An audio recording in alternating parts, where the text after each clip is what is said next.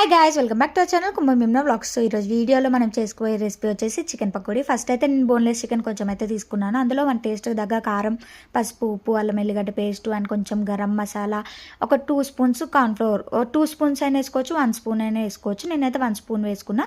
So అవి వేసుకొని మంచిగా కలిపి ఒక పక్కకు పెట్టుకున్నాక అందులోకి ఒక ఎగ్ అండ్ కొంచెం ఆయిల్ కూడా యాడ్ చేసి మంచిగా మిక్స్ చేసి, చూసారుగా వీడియోలో ఎంత లూజ్గా ఉందో. సో ఇప్పుడు ఫ్రిడ్జ్లో పెట్టుకోవాలి. ఫ్రిడ్జ్లో ఒక హాఫ్ అన్ అవర్ 1 అవర్ హైలో పెట్టాలి ఫ్రిడ్జ్. అట్లయితేనే కొంచెం మంచిగా అవుతుంది అన్నమాట.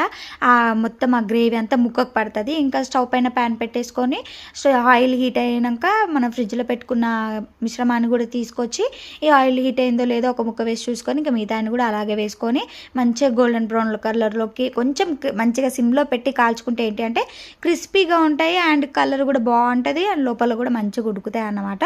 సో అలా చేసేసుకోవాలి. చూసారుగా వీడియోలో చూపించినట్టుగా అలా మంచిగా కుక్ అయిపోయిన తర్వాత ఒక బౌల్లోకి అయితే తీసుకొని ఆ బౌల్లో అయితే నేనైతే ట్రాన్స్ఫర్ చేసుకున్నా. మొత్తం ఉన్నదంతా అందులో ట్రాన్స్ఫర్ చేసుకొని దాని మీద కొంచెం కరివేపాకు కూడా ఫ్రై చేసి అదే ఆయిల్లో ఫ్రై చేసి వేసేసుకోవాలి.